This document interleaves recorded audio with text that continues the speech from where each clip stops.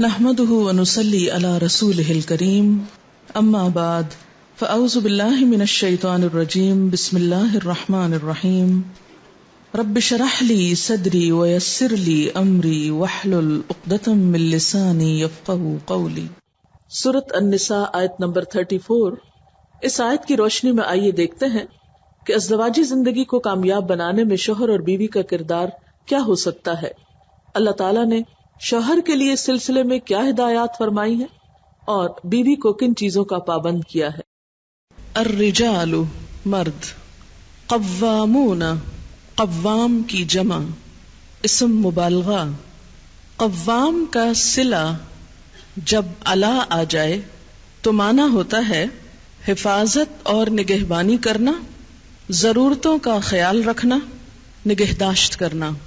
قوام، قیام، قیم، فعال کے وزن پر قوام، قائم رکھنے والا، انتظام کرنے والا۔ ایک ذمہ داری کا احساس دلایا جا رہا ہے کہ مرد عورتوں کے قوام ہیں۔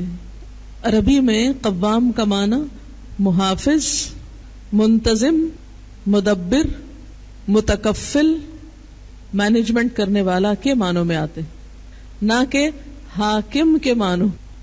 حاکم بھی چونکہ انتظام کرتا ہے ایک مملکت کا، تو اس لیے اس کا ترجمہ مفہوم سمجھانے کے لیے حاکم کر دیا گیا، جبکہ لفظی ترجمہ حاکم نہیں ہے، منتظم ہے، قائم رکھنے والا، مینٹین کرنے والا، مینجمنٹ کرنے والا، یعنی ایک خاندان کی۔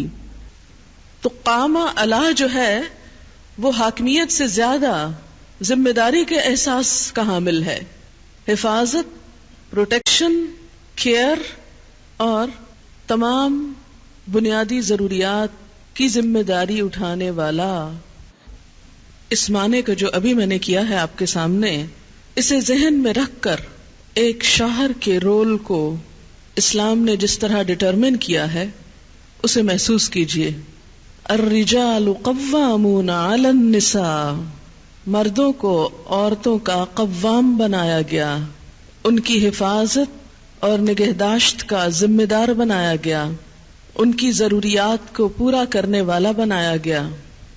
کتنا پیار آتا ہے اللہ تعالیٰ پر کہ اتنا مہربان ہے ہمارا رب کہ اس نے ہمارے لیے اتنی سہولتیں فراہم کی، اتنے حقوق دیے، لیکن ہماری نگاہ نے اس نعمت کو محسوس نہیں کیا، اور شاید وجہ یہ تھی کہ ہمارے مردوں نے اپنی ذمہ داری کو محسوس نہیں کیا اور اپنی ذمہ داری ادا کرنے کی کوشش نہیں کی، اور شاید اس کے پیچھے ایک وجہ یہ بھی تھی کہ عورتوں کی آزادی کے نام پر عورتوں کو مردوں کی ذمہ داریوں میں حصے دار بنا دیا گیا، یا مردوں کی بھی کچھ ذمہ داریاں لینے کا شوق دلایا گیا اور اسے عزت کی بات بتایا گیا۔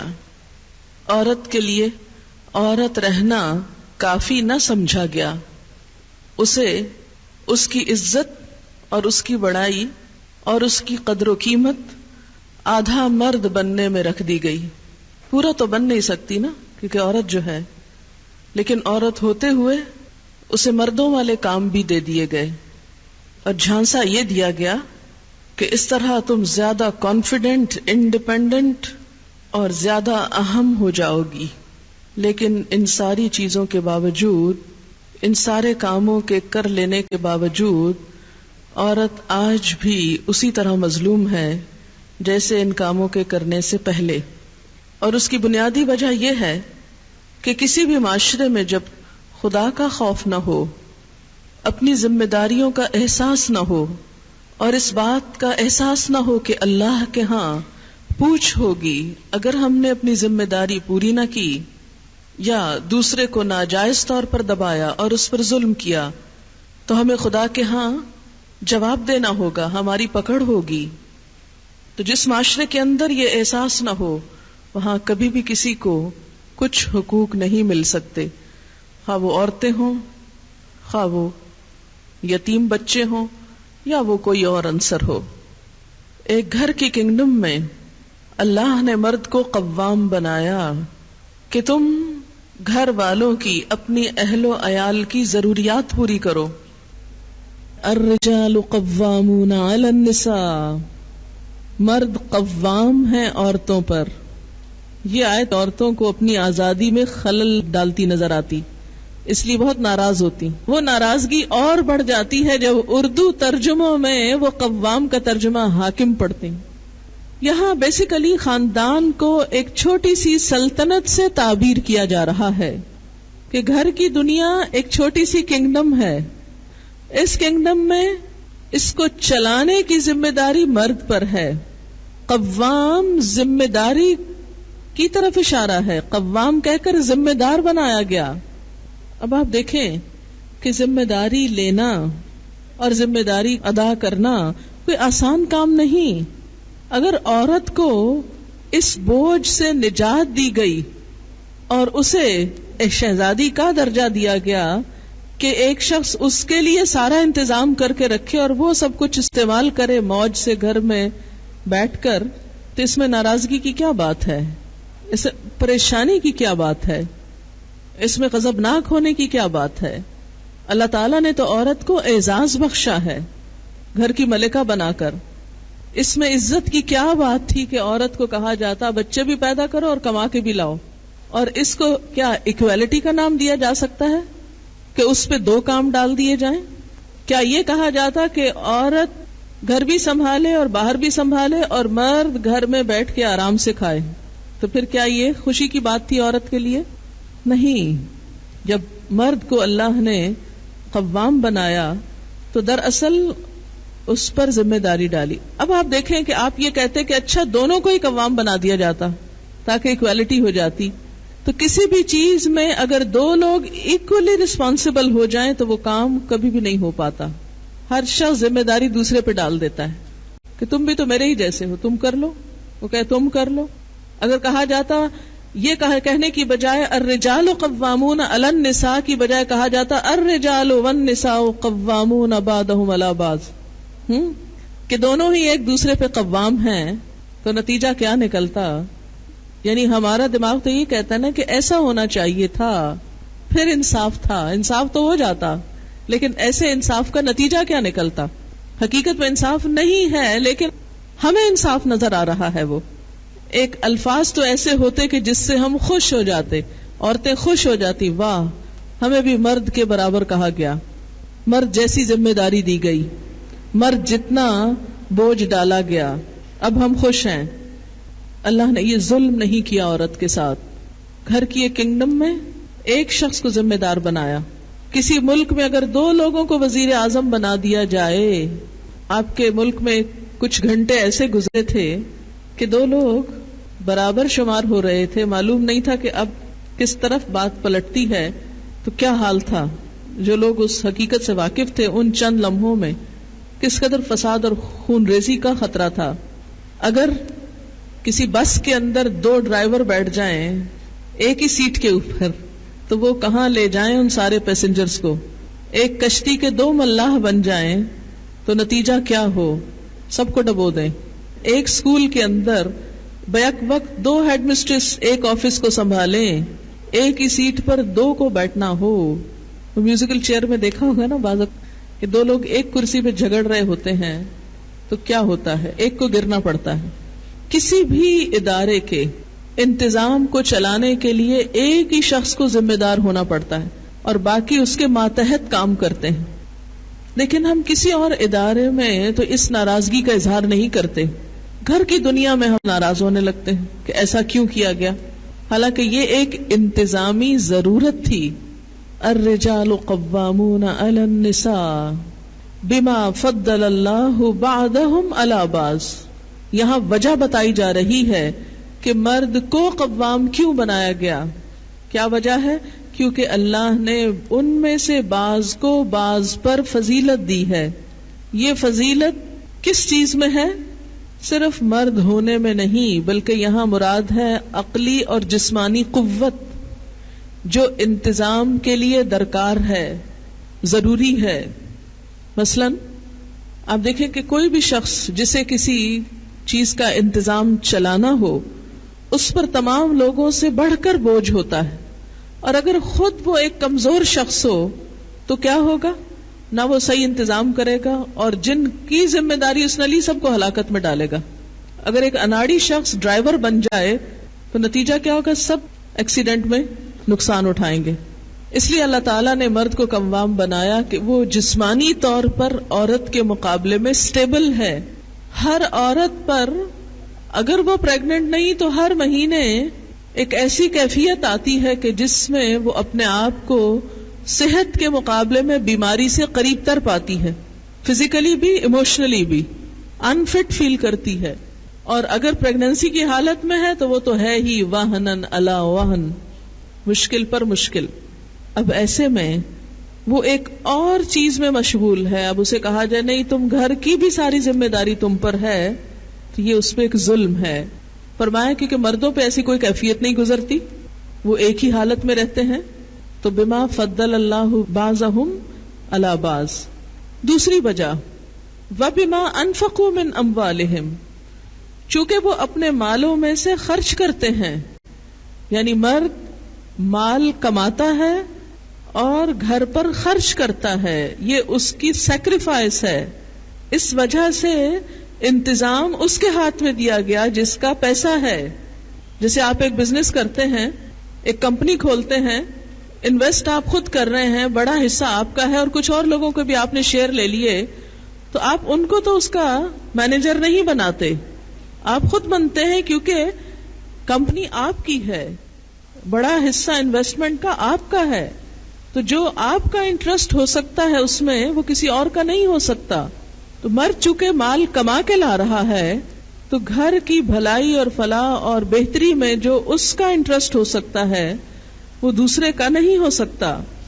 آج کی اس دنیا میں لوگوں نے جتنی بھی ترقی کی اور جتنا بھی اس بات کو، اس نظام کو جو فطرت کا نظام تھا، جو اللہ کا بنایا ہوا تھا، اس کو جتنا بھی پلٹنے کی کوشش کی اور عورت کو کھینچ تان کر مرد کے برابر کام کی جگہوں پہ لایا گیا کہ ہر وہ کام خواہ وہ اس کو سوٹ کرتا ہے یا نہیں، اس کی اہل ہے یا نہیں، اس کے مزاج کے مطابق ہے یا نہیں، چونکہ اسے مرد کے برابر ہونا ہے اس لیے وہ ہر اس سیٹ پہ ضرور بیٹھے جہاں مرد ہے. تو اس سے نقصان عورت ہی کو ہوا. اور اب دنیا پلٹ رہی ہے، بیک ٹو بیسکس کا نعرہ لگا رہی ہے، خواہ اسے نہیں بھی تسلیم کیا جا رہا.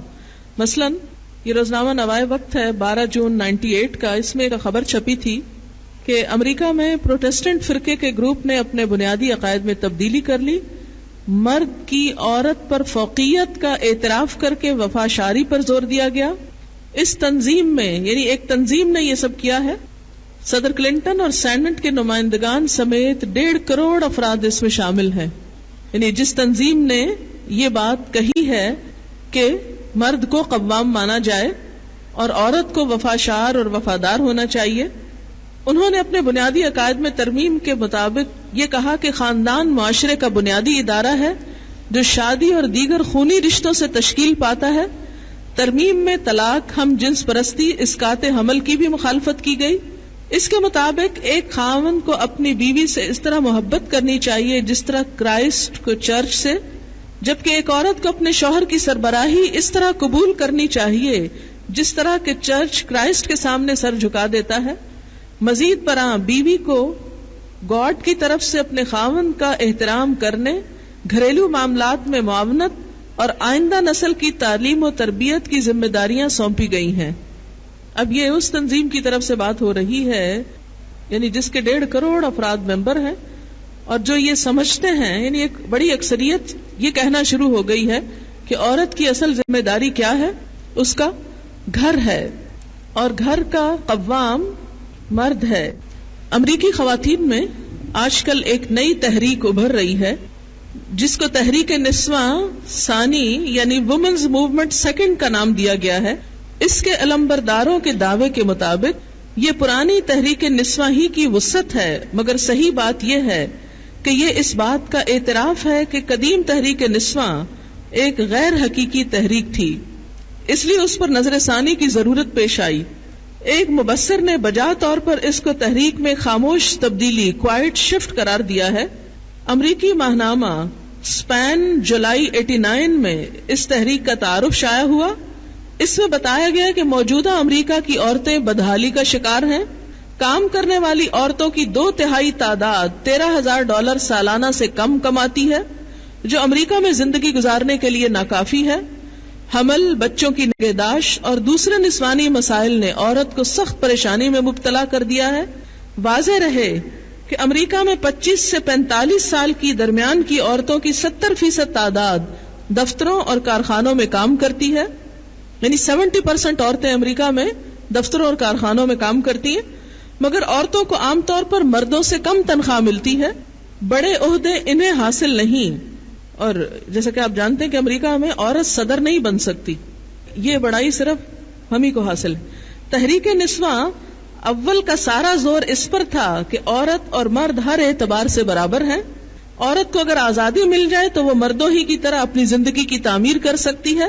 عورتوں کو مکمل آزادی دے دی گئی، مگر اب معلوم ہوا کہ عورت کو آزادی کے ساتھ تحفظ کی ضرورت ہے. صرف اپنی ذاتی بنیاد پر وہ کھڑی نہیں ہو سکتی. تحریک نسواں دوم کی ایک خاتون لیڈر ٹار ویلم نے اس بات کو واضح کیا کہ عورتوں کے حقوق حاصل کرنے کے لیے اب ریاستیں ہی ہمارے لیے عمل کا مقام ہیں. یعنی وہ کہتی ہیں کہ ہمیں اپنے حقوق کے لیے ریاست کے سہارے کی ضرورت ہے. اسٹیٹ کو ہمارا تحفظ کرنا چاہیے، کیونکہ عورت نے مرد کو قوام نہیں مانا. اب اس کے لیے قوام کون ہو؟ اسٹیٹ. مغربی عورت نے برابری کا حق مانگا تھا، وہ مل گیا. اب اسے پتا چلا کہ برابری کا حق کافی نہیں، مزید سپورٹ چاہیے. وہ گھریلو قوام کو اپنا قوام بنانے پہ راضی نہیں ہوئی. نتیجہ یہ ہے کہ حکومت کو قوام بنانا پڑا. اس طرح کے واقعات کیا بتاتے ہیں کہ ہم کس طرف کو جا رہے ہیں. تجربے کے بعد ایک امریکی خاتون لنڈا برٹن نے اپنے خاندانی تجربات پر ایک کتاب لکھ کر شائع کی ہے، جس کا نام ہے کہ تمہارے جیسی ایک تیز عورت گھر پر رہ کر کیا کام کرتی ہے. What's a smart woman like you doing at home؟ کتاب کا نام ہے. مذکورہ خاتون کی کہانی کا خلاصہ ان لفظوں میں ہے کہ میرا گھر پر رہنے کا کوئی ارادہ نہ تھا. میں ایک کمپنی میں پورے وقت کی ملازم تھی. 33 ایئرز کی عمر میں میرے ہاں ایک لڑکا پیدا ہوا. اس کو سنبھالنے میں مجموعی طور پر مجھے اپنی ملازمت چھوڑنی پڑی، یہاں تک کہ میرے لیے معاشی مسائل پیدا ہو گئے. میں نے دوبارہ باہر کا کام شروع کر دیا. میں اپنے بچے کے لیے شام کا وقت اور چھٹی کا دن دیتی، مگر وہ ناکافی تھا. اس کے لیے میں نے بچوں کی کیئر کا ایک ادارہ تلاش کیا، مگر مہینے بعد ہی اس کو ناقص سمجھ کر مجھے چھوڑنا پڑا. میں ملازمت چھوڑ کر پھر گھر پہ رہنے لگی، بچے کی دیکھ بھال کر سکوں. 2 سال تک کسی زیادہ بہتر ادارے کی تلاش میں رہی، یہاں تک کہ میرے ہاں دوسرا بچہ پیدا ہو گیا. میں نے دوبارہ ایک ملازمت کی اور دونوں بچوں کو گھریلو قسم کے تحفظ اطفال کے ادارے میں ڈالا، یعنی چائلڈ کیئر سینٹر پر، مگر اس کی کارکردگی پر مجھے اطمینان نہ ہوا. آخر میں نے خود اپنے گھر پر انفرادی خدمات حاصل کی، یعنی بیبی سیٹر کو گھر پہ رکھا. میں نے پایا کہ آپ خواہ کتنا ہی قاعدہ قانون بنائیں، کتنا ہی زیادہ رقم خرچ کریں، مگر یہ ناممکن ہے کہ ایک شخص دوسرے کے لیے محبت بھی دے سکے. یعنی جو محبت ماں اپنے بچے کو دے سکتی ہے وہ کوئی بیبی سیٹر نہیں دے سکتی. میں ایک ایسا شخص چاہتی تھی جو نرم مزاج اور محبت کرنے والا ہو، جو کسی قدر پر مزاح ہو، ایک زندہ شخص جو میرے بچوں کی کریٹیوٹی کو بڑھا سکے، تفریح کے لیے باہر لے جائے، چھوٹے چھوٹے سوالوں کا جواب دے، میٹھی نیند سلائے. آہستہ آہستہ اور تکلیف دہ طور پر میں اس حیرت ناک واقفیت تک پہنچی کہ جس شخصیت کو میں برسوں سے تلاش کر رہی تھی وہ میری اپنی ناک کے نیچے موجود ہے، یعنی میں خود. یہ ہے وہ کام جو میرے جیسی تیز عورت اپنے گھر کے اندر کر رہی ہے.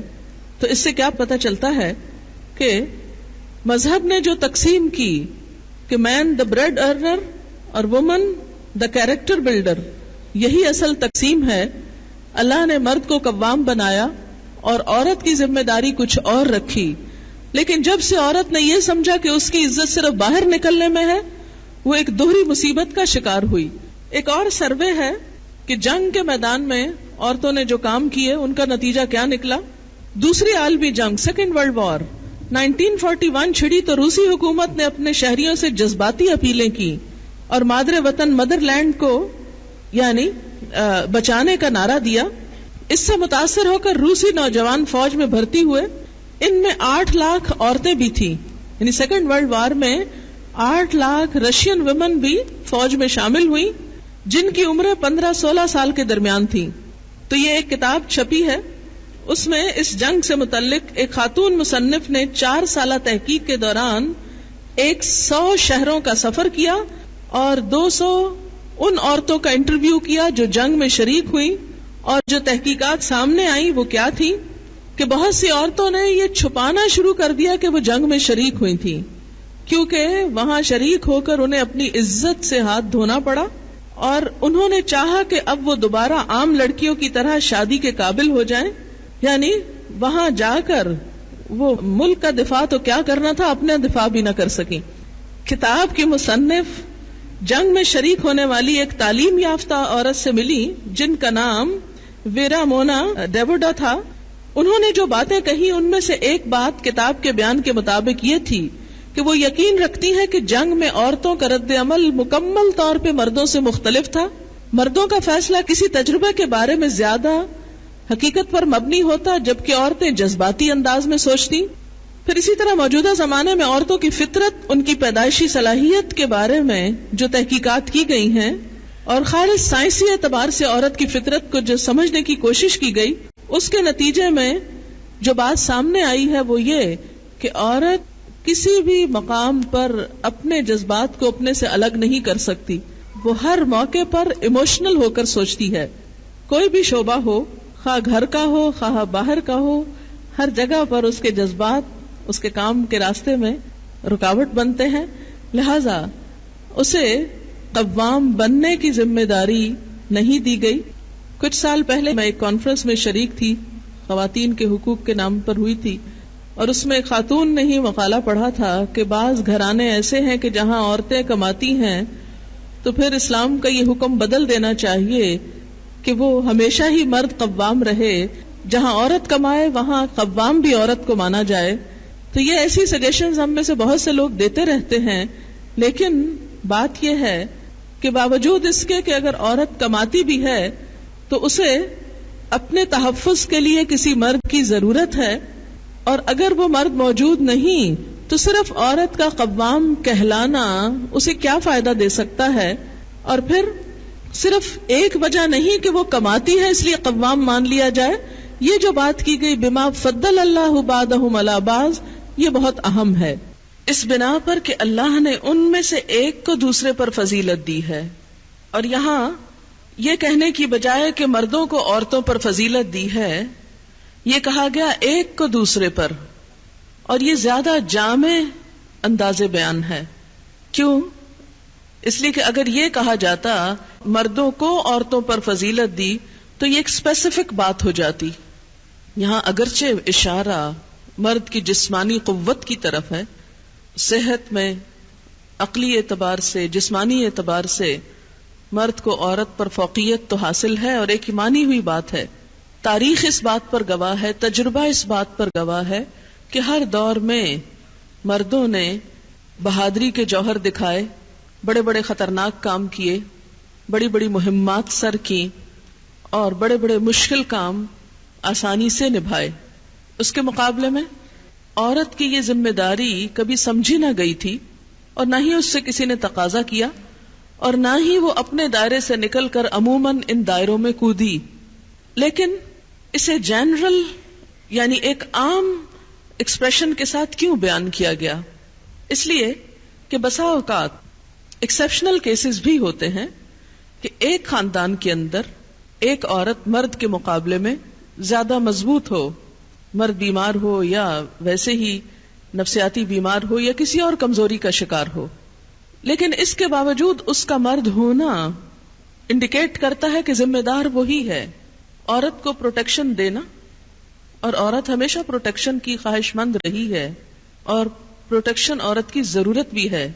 آپ دیکھیں کہ گھر میں خدا نخواستہ رات کے وقت اگر کوئی چور آ جائیں، اللہ نہ کرے لیکن ایسے حادثات ہوتے ہیں، تو وہ عورت جو تنہا ہو اور وہ عورت جو ایک مرد کے ساتھ ہو، ان دونوں کی کیفیت میں بالکل فرق ہوگا.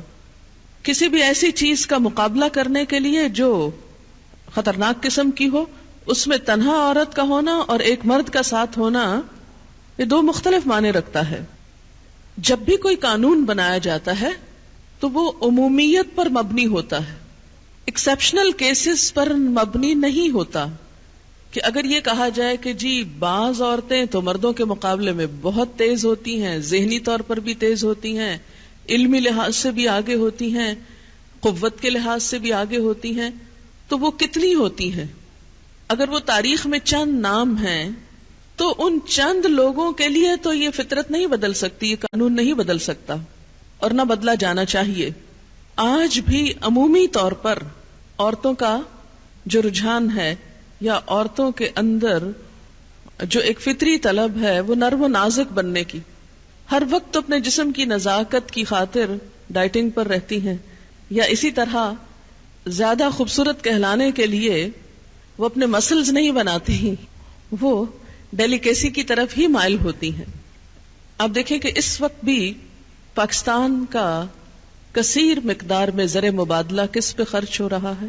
کاسمیٹکس پہ. کیوں؟ کیا ضرورت ہے؟ یہ کاسمیٹکس زیادہ مرد تو نہیں استعمال کرتے، عورتیں ہی استعمال کرتی ہیں. تو یہ سب کچھ کیا انڈیکیٹ کرتا ہے کہ عورت کی فطرت کیا چاہتی ہے، اس کے اندر کا انسان کیا چاہتا ہے. عمومی طور پر عورتوں کے اندر طلب کیا ہے؟ عورت بننے ہی کی ہے.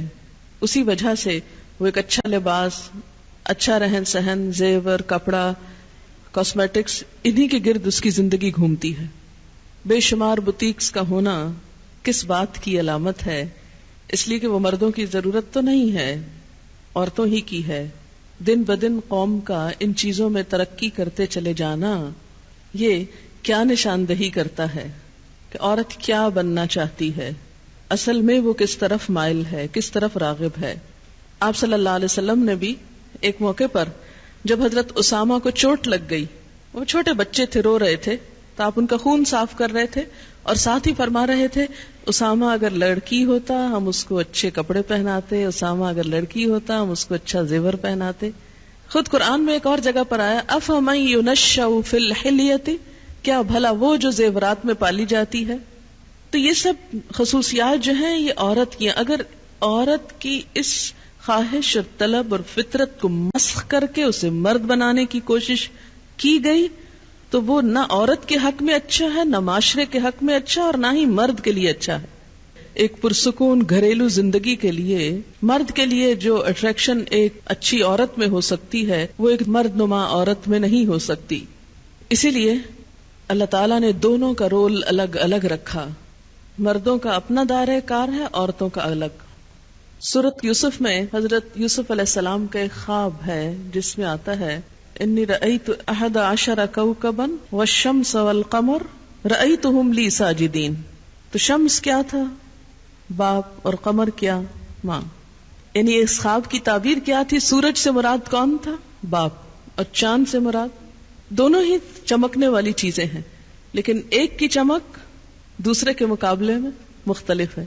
ایک میں جلال ہے اور دوسرے میں ٹھنڈک ہے. ایک دن کی روشنی پیدا کرتی ہے تو دوسری رات کا اندھیرا دور کرتی ہے. اور ہمیشہ خوبصورتی کو چاند ہی سے تشبیہ دی گئی، سورج سے کبھی نہیں دی گئی. اب آپ دیکھیں کہ سورج کا مدار الگ ہے، آربٹ الگ ہے، چاند کا الگ ہے. اگر دونوں کا ایک ہی ہو جائے تو کیا ہوگا؟ نتیجہ کیا ہوگا؟ آپ کو پتہ ہے نتیجہ قیامت ہوگا. قرآن پاک میں آتا ہے وَجُمِعَ الشَّمْسُ وَالْقَمَرُ، قیامت کی علامتوں میں سے ہے کہ سورج اور چاند جمع کر دیے جائیں گے، ایک ہو جائیں گے. تو جس دن عورت اور مرد ایک ہو گئے وہ دن پھر قیامت ہی کا ہوگا. اس کی کوششیں ہو رہی ہیں باقاعدہ. آپ کو معلوم ہے سرجری کے ذریعے مردوں کو اس قابل بنانے کی کوشش کی جا رہی ہے کہ وہ بھی بچے پیدا کر سکیں. کیوں؟ اس لیے کہ عورتوں نے یہ مطالبہ کیا کہ ہم ایکول ہو نہیں سکتے جب تک ہماری یہ ذمہ داری مرد نہ شیئر کرے.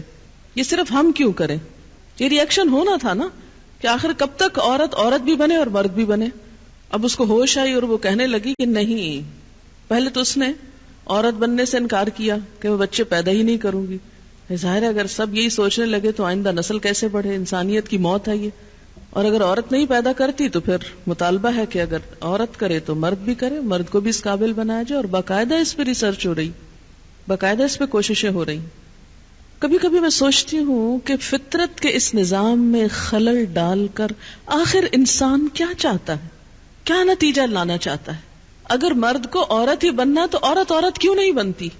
آخر اس میں کیا قباحت ہے جبکہ عورت کے ماں بننے پر اسے مرد سے 3 گنا زیادہ فضیلت دے دی گئی؟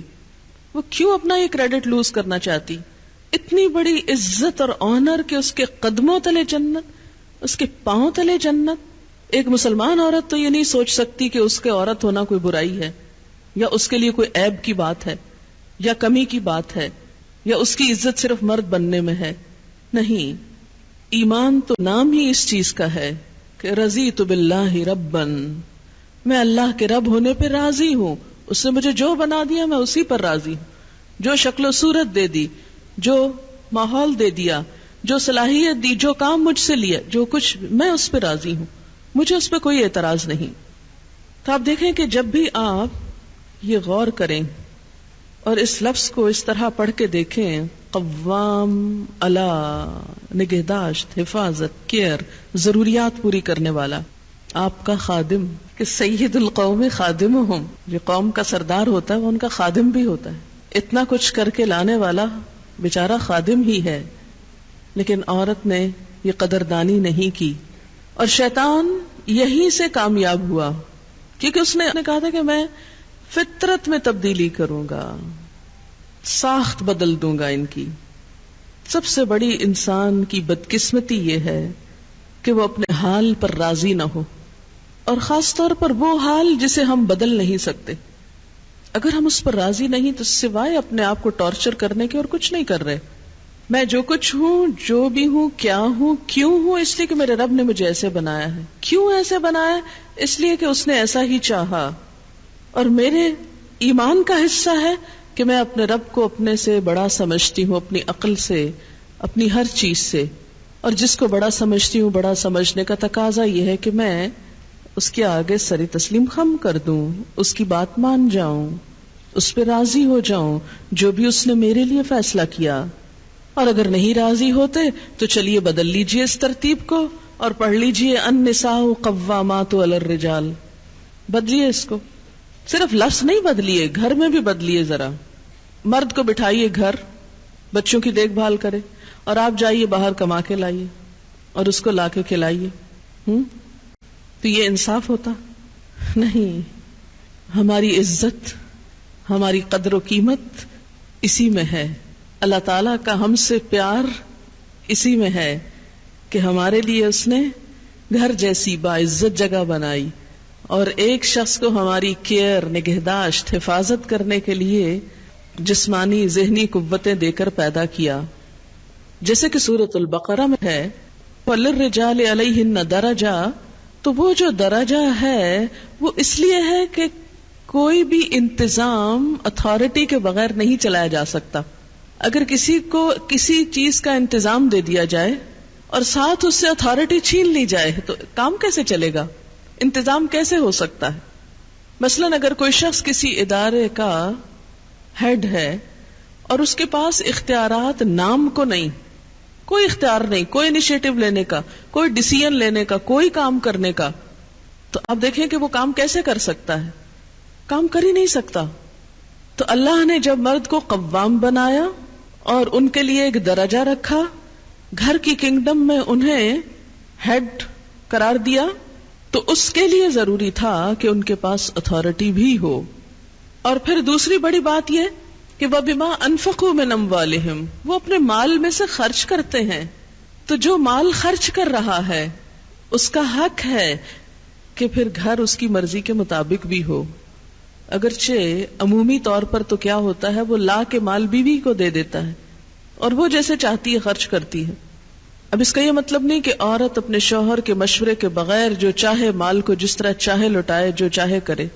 نہیں، پھر گھر کی خوشحالی کا انحصار اس بات پر ہے کہ عورت اپنے شوہر سے مشورہ کرے. فالصالحات، پس نیک عورتیں. پہلے مرد کا رول بتایا گیا، اس کی ذمہ داری بتائی گئی، دوسری طرف اب عورت کا رول بتایا گیا. فالصالحات، پس نیک عورتیں، صالح عورتیں. ان کی سب سے بڑی خوبی کیا ہے؟ ایک نیک عورت کی سب سے بڑی خوبی قانتات، اطاعت گزار ہیں، بات مانتی ہیں. قنوت کا ترجمہ دو چیزیں ہوتی ہیں، ایک عاجزی اور ایک دوام. عاجزی کے ساتھ اطاعت اور مسلسل اطاعت. یہ نہیں کہ جب کوئی مرضی ہو، مقصد ہو، کوئی ضرورت ہو تو خوشامد کر لی اور اس کے بعد تو کون اور میں کون. نہیں. فالصالحات قانتات، نیک عورتیں شوہروں کی تابع دار ہوتی ہیں، اطاعت گزار ہوتی ہیں، فرما بردار ہوتی ہیں. اس کی وضاحت نبی صلی اللہ علیہ وسلم کی ایک حدیث بہت اچھی طرح کرتی ہے. ابن ماجہ کی روایت ہے. آپ صلی اللہ علیہ وسلم نے نیک بیوی کی خوبیاں بیان کرتے ہوئے فرمایا، مومن کے لیے خوف خدا کے بعد سب سے زیادہ مفید اور باعث خیر نعمت نیک بیوی ہے. جب وہ اس سے کسی کام کو کہے تو خوشی سے کر دے، جب وہ اس پر نگاہ ڈالے تو اس کو خوش کر دے. یعنی بیوی کا حال حلیہ بھی ایسا ہونا چاہیے کہ جو شوہر کو خوش کرے، نہ کہ گھر میں میلی کچیلی اور ساری زیب و زینت بازار کے لیے. اور جب وہ اس کے بھروسے پر قسم کھا بیٹھے تو وہ اس کی قسم پوری کر دے. جب وہ کہیں چلا جائے تو وہ اس کے پیچھے اپنی عزت و آبرو کی حفاظت کرے. اور شوہر کے مال اور اسباب کی نگرانی میں شوہر کی خیر خواہ اور وفادار رہے. تو یہ ہیں ایک اچھی بیوی کی خصوصیات جو نبی صلی اللہ علیہ وسلم نے فرمائی، جو اس آیت کی بہترین وضاحت کرتی ہیں. نمبر 1 اطاعت. اور اطاعت میں کیا کہ کوئی کام کہے تو خوشی سے کرے. اور نمبر 2 اگر وہ بیوی کے بھروسے پہ قسم کھا بیٹھے تو اس کی قسم پوری کر دے. اور اس اطاعت میں صرف یہ اطاعت ہی نہیں آتی کہ وہ کہے کھانا لا دو تو لا کے رکھ دے، اور وہ کہے کہ بازار چلو تو ساتھ چل دے. اس اطاعت میں شوہر کی جسمانی ضرورت پوری کرنے کی اطاعت بھی شامل ہے، جسے بعض اوقات بہت سی پڑھی لکھی خواتین اپنے حق میں ایک ظلم سمجھنے لگتی. ایک دفعہ کہیں میری ملاقات ایک خاتون سے ہوئی، کیمبرج یونیورسٹی سے انہوں نے لاء میں ایم فل کیا تھا. تو مجھ سے کہنے لگی کہ میرا ایک مسئلہ ہے. میں نے کہا بتائیے. کہنے لگی کہ میرا شوہر مجھے ریپ کرتا ہے میری مرضی کے بغیر. میں نے کہا قانون پڑھ کے قانونی ٹرمز ہی گھر میں بھی استعمال ہوں گی. شوہر اور ریپ، میرا تو سر چکرا گیا. یہ بات بہت ڈھکی چھپی ہے لیکن چونکہ دین کا ایک حصہ ہے اس لیے بتانا ضروری ہے. بہت سے گھرانوں میں خرابیاں اور بہت سے گھرانوں میں لڑائیاں اور بدمزاجیوں کی جو روٹ کاز ہے وہ یہاں سے شروع ہوتی ہے، جسے کوئی نہیں کھولتا. نہ کوئی ماں بتاتی ہے، نہ کوئی استاد بتاتا ہے، نہ کوئی اور اچھا مشورہ دیتا ہے کہ اس معاملے میں اللہ نے شوہر کو حق دیا ہے اور عورت پر لازم کیا ہے کہ وہ شوہر کی اطاعت کرے. لیکن جب عورت کا ایک موڈ ہی صرف ریزسٹ کرنے کا بن جائے اور شوہر کو صرف یہ انڈرسٹینڈنگ ہو کہ اس نے تو میری بات ماننی ہی نہیں، تو یہ چیز بہت سی تلخیوں کو جنم دیتی ہے. ایسے میں عورت اور مرد کے مزاج میں چونکہ قدرتی فرق ہے، بعض اوقات شوہر کی جو ڈیمانڈ ہوتی ہے عورت نہیں پوری کر سکتی، یا عورت کا مزاج اس سے مختلف ہے، یا عورت اس کو اپنے لیے ایک مصیبت اور بوجھ سمجھتی ہے، تو بھی اس موقع پر اطاعت کہ اللہ کا حکم ہے. اور اگر میرا دل نہیں بھی چاہ رہا تو میرے رب کی رضا اس میں ہے، مجھے اس سے جزا چاہیے، صرف اپنی مرضی نہیں. آپ دیکھیں کہ جب سے عورت نے اپنے اوپر گھر اور باہر کی دوہری ذمہ داری لی تو اس میں عورت کے لیے اس مقام پر اطاعت شوہر زیادہ مشکل ہو گئی، کیونکہ وہ دن بھر باہر کے کاموں سے اتنی تھکی ہوئی ہے کہ اب وہ اس قابل نہیں کہ شوہر کی بات مان سکے. وہ بے شمار گھر کے علاوہ باہر کی ٹینشنز میں گرفتار ہے. لہذا ایک طرف اپنا گھر خراب کر رہی ہے، ظاہر ایک شوہر کو اگر روز نہ ہی سننی پڑے تو اس کی توجہ لازماً باہر جائے گی، وہ کہیں اور دیکھے گا، ذمہ دار کون ہوگا. اور دوسری طرف اللہ تعالیٰ کی ناراضگی بھی. اللہ کی رضا شوہر کی رضا میں ہے اور اللہ کی ناراضگی شوہر کی ناراضگی میں ہے. ہاں یہ الگ بات ہے کہ اگر شوہر ناروا زیادتی کرتا ہے اور بالکل بے رحم ہے یا ایسا کوئی مطالبہ کرتا ہے کہ جو ناجائز میں آتا ہے، وہ تو نہیں پورا کرنا. جیسے آپ کو بتایا گیا کہ فطری طریقے کے علاوہ کوئی بھی ایسا طریقہ خواہ وہ شوہر اور بیوی کے درمیان ہی کیوں نہ ہو اسے حرام قرار دیا گیا، چاہے وہ عمل قوم لوط سے ملتا ہو یا اورل سیکس ہو، یہ تو ناجائز ہے ہی، لیکن فطرت کے دائرے میں، اور اس میں بنیادی چیز جو باہم کاؤنٹ کرتی ہے وہ باہم ایک دوسرے کے ساتھ کوآپریٹ کرنا ہے، ایک دوسرے کے مزاج کو سمجھنا ہے اور ایک دوسرے کے ساتھ تعاون ہے. لیکن آپ دیکھیں کہ ہمیشہ آئیڈیل صورتحال نہیں ہوا کرتی، ہر شخص اتنا کنسیڈریٹ نہیں ہوتا. لیکن اللہ تعالیٰ نے عورت کو جہاں شوہر کو باہر کی مشقت دی نا، کتنی مشقت ہوتی ہے گرمی میں، دھوپ میں. مثلاً ہر شخص کا ایئر کنڈیشنڈ آفس تو نہیں ہے کہ وہ وہاں بیٹھ کے کام کر رہا ہے. بہت سے مرد سڑکوں پہ سڑکیں بنا رہے ہیں دھوپ میں کھڑے ہو کر، کچھ کھیتوں میں کام کر رہے ہیں، کٹائیاں کر رہے ہیں فصلوں کی، کوئی اور مکان بنا رہے ہیں، دھوپ میں کام کر رہے ہیں. تو مرد اگر سارے دن کی باہر مشقت کرتا ہے تو وہ بھی ایک پینفل کام ہے، اور اس نے محنت کی اور بیوی کے لیے سارا آرام فراہم کیا، کھانا پینا باقی ضروریات. اب اگر بیوی کو اس کا مطالبہ پورا کرنے میں تھوڑی تکلیف ہو رہی ہے تو کیا ہوا کہ موڈ نہیں یا دل نہیں مان رہا تو کیا ہوا، نہ صحیح. لیکن اس کے باوجود جو عورت یہ سمجھتی ہے کہ میں اپنے موڈ کے خلاف جا کر بھی اگر اپنے شوہر کو راضی کرتی ہوں تو یہ میرے رب کی رضا حاصل کرنے کا ایک ذریعہ ہے، تو آپ دیکھیں کہ یہ وہ چیز ہے جس کا صلہ آپ کو اللہ دنیا میں دے دے گا، کیونکہ آپ یہاں صرف شوہر کی نہیں اللہ کی بھی اطاعت کر رہی ہیں.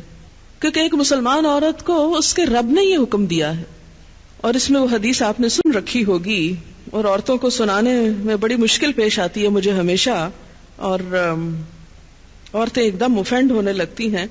لیکن بات یہ ہے کہ چونکہ اللہ کے رسول صلی اللہ علیہ وسلم نے فرمایا ہے اور ہم ان کا نام سن سن کے روتے ہیں محبت میں اور نعتیں سن سن کے جھومتے ہیں، تو یہ حکم بھی آپ کا مان لینا چاہیے اور اس حدیث کو بھی سن لینا چاہیے اتنی ہی خوشی سے جتنی خوشی سے ایک نعت سنتے ہیں. نبی صلی اللہ علیہ وسلم نے فرمایا جب مرد اپنی بیوی کو اپنے بستر پر بلائے اور وہ نہ آئے تو صبح تک فرشتے اس پر لعنت کرتے ہیں. بخاری کی روایت ہے کتاب النکاح. ٹھیک ہے اس میں کہ اگر بیوی بیمار ہے یا اسے کوئی ایسی تکلیف ہے یا کوئی جینون ریزن ہے تو اس میں اللہ تعالیٰ اتنے بے رحم نہیں ہے کہ وہ دیکھ رہے ہیں کہ ایک عورت بخار میں پڑی ہے اور اس کا شوہر اس سے مطالبہ کر رہا ہے اور عورت نے نہیں مانا تو اس پہ لعنت بھجوانی شروع کر دی جائے. نہیں، یہاں ایک نارمل حالات کی بات ہے کہ ایک عام حالات میں ایک عورت اگر اطاعت نہیں کرتی یا بات نہیں مانتی. اور اسی لیے ایک اور حدیث ہے، حضرت ابو ہریرہ کہتے ہیں کہ آپ صلی اللہ علیہ وسلم نے فرمایا اگر عورت کا خاوند اس کے پاس موجود ہو تو وہ اس کی اجازت کے بغیر نفلی روزہ نہ رکھے. تو گویا شوہر کی اطاعت نمبر 1 عام روزمرہ زندگی کے کاموں میں کوآپریشن، اطاعت بمانا کوآپریشن ہے. طوعاً کا مطلب ہوتا ہے خوشی سے کام کرنا. نمبر 2 اس کی خاص ضرورت یا تقاضے کو پورا کرنے میں اطاعت. ہاں، کہاں اطاعت نہیں؟ جب وہ کوئی حرام کام کرنے کو کہے، جب وہ کوئی ناجائز کام کرنے کو کہے، جب وہ اللہ اور اس کے رسول صلی اللہ علیہ وسلم کی مرضی کے خلاف کام کرنے کو کہے. لا طاعت لمخلوق فی معصیت الخالق. مخلوق کی اطاعت جائز نہیں خالق کی نافرمانی میں. اگر اللہ تعالیٰ کسی کام پہ ناراض ہے وہ اطاعت جائز ہے. بہت سی خواتین کو دیکھا ہے جہاں اللہ کی نافرمانی ہو رہی ہے وہاں تو شوہر کی بات بھاگ بھاگ کے مانی جا رہی ہے، اس لیے کہ وہ اپنے نفس کے مطابق ہے نا. آپ سب جانتے ہیں کہاں کہاں. لیکن جہاں شوہر کی اطاعت اللہ کی رضا کے مطابق ہے لیکن ہماری رضا کے خلاف ہے تو پھر ہم وہاں نہیں بات مانتے. تو بسا اوقات ہم بظاہر اللہ کی رضا کا لیبل تو لگاتے ہیں، ہوتی اندر سے اپنے نفس کی اطاعت ہے. اور بعض اوقات شوہر کی اطاعت کا لیبل لگاتے ہیں لیکن وہاں بھی اصل میں نفس کی اطاعت ہوتی ہے کہ ہمارا اپنا دل وہی چاہ رہا ہوتا ہے جو شوہر چاہتا ہے اس وقت. بعض اوقات کئی غلط کام شوہر چاہتے ہیں نا کہ بیوی کرے، ہم خود بھی وہ چاہ رہے ہوتے ہیں، ساتھ اس لیے آڑ لے لیتے ہیں جی شوہر نہیں مانتے. مثلا سر ڈھکنا شوہر کو پسند نہیں، کیا کریں، اب شوہر کی اطاعت بھی تو اللہ ہی نے کہا ہے. یہاں شوہر کی ہم 100% اطاعت کو تیار ہو جاتے ہیں کیونکہ اندر سے اپنا دل جو ساتھ ہے. لیکن جب رات کو شوہر بلائے تو وہاں اپنا دل نہیں، لہذا چاہے اللہ تعالیٰ کتنا ہی فرمائے سب اطاعت بھول جاتے ہیں. تو ایک مسلمان عورت، ایک فرما بردار عورت شوہر کے لیے اطاعت گزار ہے. میں کہتی ہوں کہ اگر عورتیں صرف اس آیت کے چھوٹے سے حصے جو 2 لفظ پر مبنی ہے فالصالحات قانتات پر عمل کریں، ان کے گھریلو زندگی کے 50% مسائل خود حل ہو جائیں گے. آدھے مسئلے یہیں سے حل ہو جائیں گے، کیونکہ مرد سیٹسفائیڈ ہوگا، اس کی نگاہیں اور عزت محفوظ ہوگی تو وہ اپنا کوئی بھی کام دل جمی سے کر سکے گا. اگر وہ مطمئن نہیں گھر کی طرف سے تو گھر تو کیا باہر بھی وہ کام درست طور پر نہیں کر سکے گا.